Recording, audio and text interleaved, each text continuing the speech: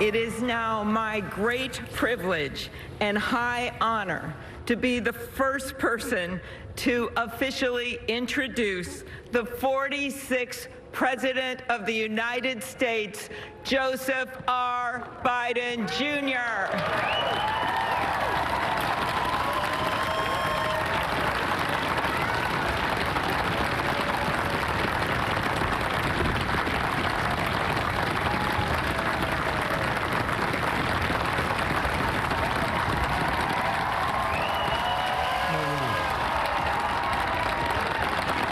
Chief Justice Roberts, Vice President Harris,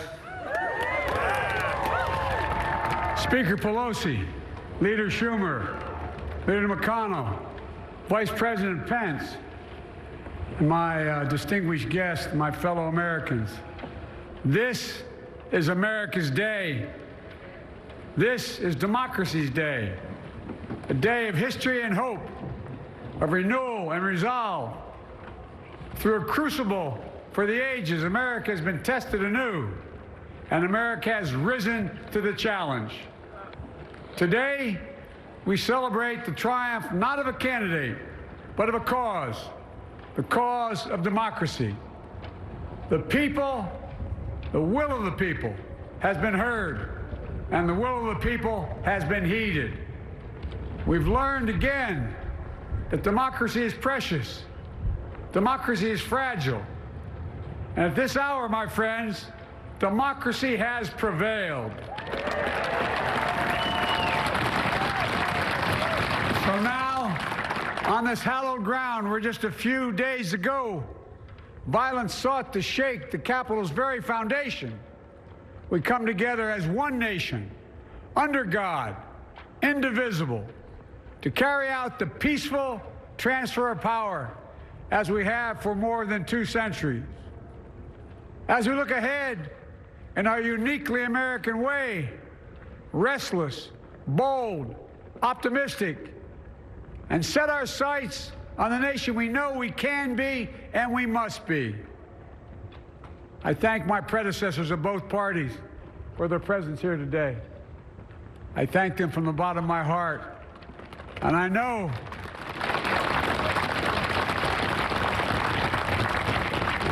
the resilience of our Constitution and the strength of our nation, as does President Carter, who I spoke with last night, who cannot be with us today, but whom we salute for his lifetime in service. I've just taken the sacred oath each of those patriots have taken, the oath first sworn by George Washington. But the American story depends not on any one of us, not on some of us, but on all of us, on we, the people, who seek a more perfect union. This is a great nation. We are good people. And over the centuries, through storm and strife, in peace and in war, we've come so far. But we still have far to go. We'll press forward with speed and urgency, for we have much to do in this winter of peril and significant possibilities. Much to repair, much to restore, much to heal, much to build, and much to gain. Few people in our nation's history have been more challenged or found a time more challenging or difficult than the time we're in now. Once-in-a-century virus that silently stalks the country. It's taken as many lives in 1 year as America lost in all of World War II. Millions of jobs have been lost. Hundreds of thousands of businesses closed. A cry for racial justice, some 400 years in the making, moves us. The dream of justice for all will be deferred no longer. A cry for survival comes from the planet itself. A cry that can't be any more desperate or any more clear. And now, a rise of political extremism, white supremacy, domestic terrorism, that we must confront and we will defeat. To overcome these challenges, to restore the soul and secure the future of America, requires so much more than words. It requires the most elusive of all things in a democracy: unity. Unity. In another January, on New Year's Day in 1863, Abraham Lincoln signed the Emancipation Proclamation. When he put pen to paper, the president said, and I quote, "If my name ever goes down into history, it'll be for this act, and my whole soul is in it." My whole soul is in it. Today, on this January day, my whole soul is in this, bringing America together, uniting our people, uniting our nation. And I ask every American to join me in this cause.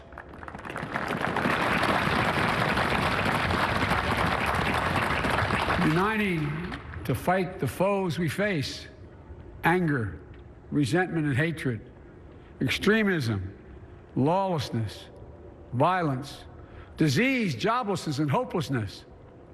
With unity, we can do great things, important things. We can right wrongs. We can put people to work in good jobs. We can teach our children in safe schools. We can overcome the deadly virus. We can reward work and rebuild the middle class and make health care secure for all. We can deliver racial justice, and we can make America once again the leading force for good in the world. I know speaking of unity can sound to some like a foolish fantasy these days. I know the forces that divide us are deep and they are real. But I also know they are not new.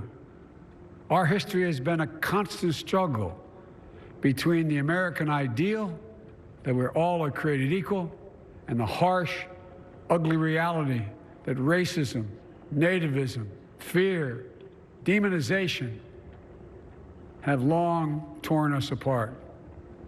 The battle is perennial, and victory is never assured. Through Civil War, the Great Depression, World War, 9/11, through struggle, sacrifice, and setbacks, our better angels have always prevailed. In each of these moments, enough of us have come together to carry all of us forward. And we can do that now. History, faith, and reason show the way of unity. We can see each other not as adversaries, but as neighbors.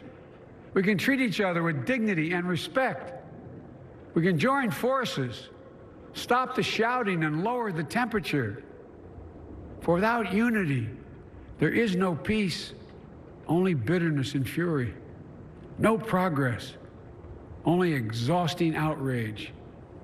No nation, only a state of chaos. This is our historic moment of crisis and challenge, and unity is the path forward.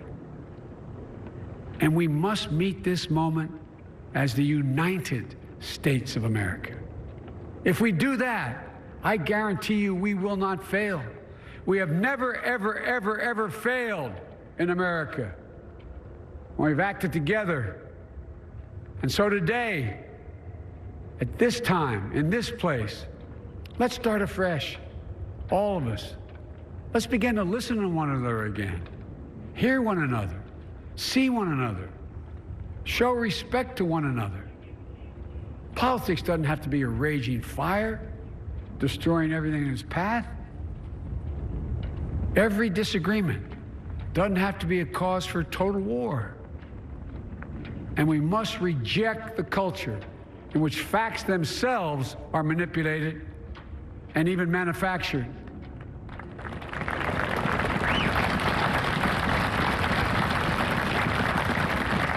My fellow Americans, we have to be different than this. America has to be better than this. And I believe America is so much better than this. Just look around.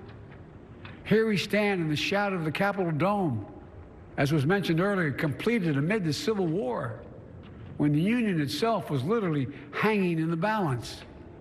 Yet we endured. We prevailed. Here we stand, looking out on the great mall where Dr. King spoke of his dream. Here we stand where 108 years ago, at another inaugural, thousands of protesters tried to block brave women marching for the right to vote. And today, we mark the swearing in of the first woman in American history elected to national office, Vice President Kamala Harris. Don't tell me things can't change. Here we stand, across the Potomac from Arlington Cemetery, where heroes who gave the last full measure of devotion rest in eternal peace.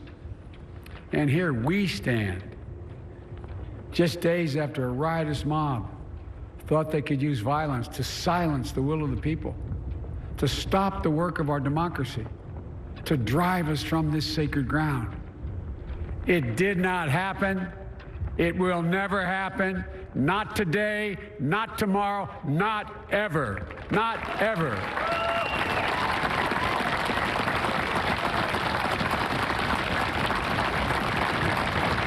To all those who supported our campaign, I'm humbled by the faith you've placed in us. To all those who did not support us, let me say this. Hear me out as we move forward. Take a measure of me and my heart. And if you still disagree, so be it. That's democracy. That's America. The right to dissent peaceably within the guardrails of our republic is perhaps this nation's greatest strength. Yet hear me clearly. Disagreement must not lead to disunion. And I pledge this to you. I will be a president for all Americans. All Americans. And I promise you, I will fight as hard for those who did not support me as for those who did.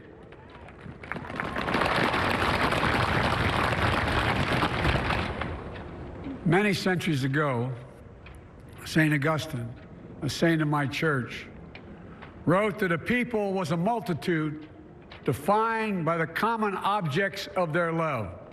Defined by the common objects of their love. What are the common objects we as Americans love that define us as Americans? I think we know. Opportunity, security, liberty, dignity, respect, honor, and yes, the truth. Recent weeks and months have taught us a painful lesson. There is truth and there are lies. Lies told for power and for profit. And each of us has a duty and a responsibility as citizens, as Americans, and especially as leaders. Leaders who have pledged to honor our Constitution and protect our nation, to defend the truth and defeat the lies. Look, I understand that many of my fellow Americans view the future with fear and trepidation. I understand they worry about their jobs. I understand, like my dad, they lay in bed wondering, can I keep my health care? Can I pay my mortgage? Thinking about their families, about what comes next. I promise you, I get it. But the answer is not to turn inward, to retreat into competing factions, distrusting those who don't look like you, or worship the way you do, or don't get their news from the same sources you do. We must end this uncivil war that pits red against blue, rural versus urban, conservative versus liberal. We can do this if we open our souls instead of hardening our hearts, if we show a little tolerance and humility, and if we're willing to stand in the other person's shoes, as my mom would say, just for a moment, stand in their shoes. Because here's the thing about life. There's no accounting for what fate will deal you. Some days when you need a hand. There are other days when we're called to lend a hand. That's how it has to be. That's what we do for one another. And if we are this way, our country will be stronger, more prosperous, more ready for the future. And we can still disagree. My fellow Americans, in the work ahead of us, we're going to need each other. We need all our strength to persevere through this dark winter. We're entering what may be the toughest and deadliest period of the virus. We must set aside politics and finally face this pandemic as one nation. One nation. And I promise you this, as the Bible says, weeping may endure for a night, but joy cometh in the morning. We will get through this together. Together. Look, folks, all my colleagues I serve with in the House and the Senate up here, we all understand the world is watching all of us today. So here's my message to those beyond our borders. America has been tested, and we've come out stronger for it. We will repair our alliances and engage with the world once again, not to meet yesterday's challenges, but today's and tomorrow's challenges. And we'll lead not merely by the example of our power, but by the power of our example.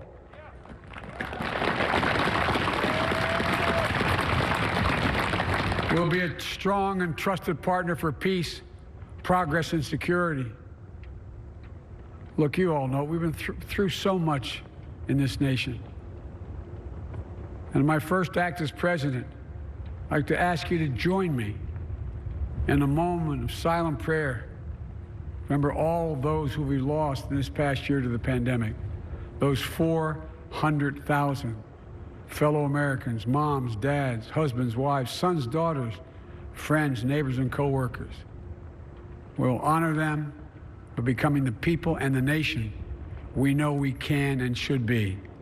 So I ask you, let's say a silent prayer for those who've lost their lives and those left behind, and for our country.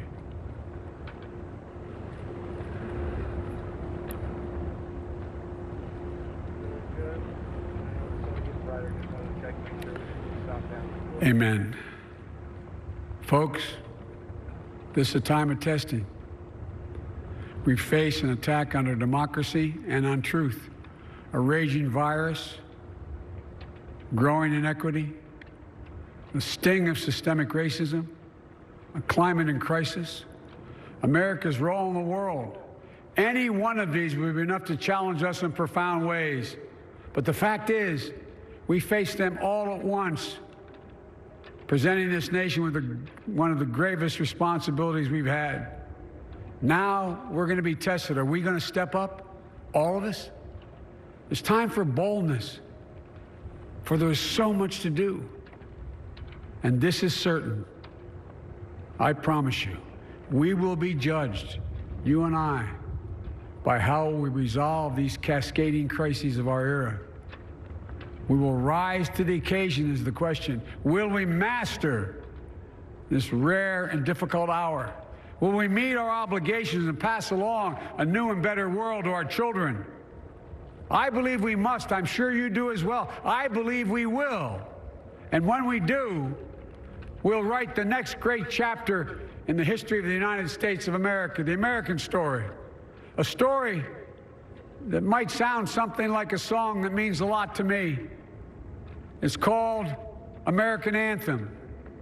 There's one verse that stands out, at least for me, and it goes like this. The work and prayers of century have brought us to this day. What shall be our legacy? What will our children say? Let me know in my heart when my days are through.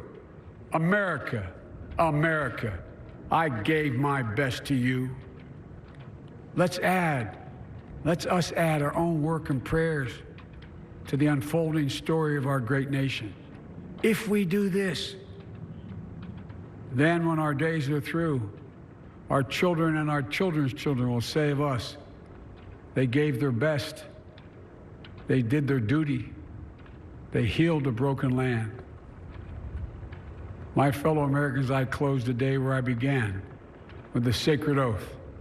Before God and all of you, I give you my word. I will always level with you. I will defend the Constitution.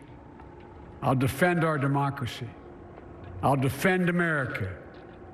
And I'll give all of you, keep everything I do in your service, thinking not of power, but of possibilities, not of personal interest, but the public good. And together, we shall write an American story of hope, not fear, of unity, not division, of light, not darkness, a story of decency and dignity, love and healing, greatness and goodness. May this be the story that guides us, the story that inspires us, and the story that tells ages yet to come that we answered the call of history. We met the moment. Democracy and hope, truth and justice did not die on our watch, but thrived.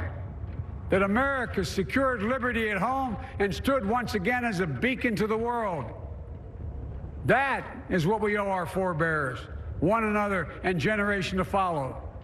So, with purpose and resolve, we turn to those tasks of our time, sustained by faith, driven by conviction, and devoted to one another and the country we love with all our hearts. May God bless America, and may God protect our troops. Thank you, America.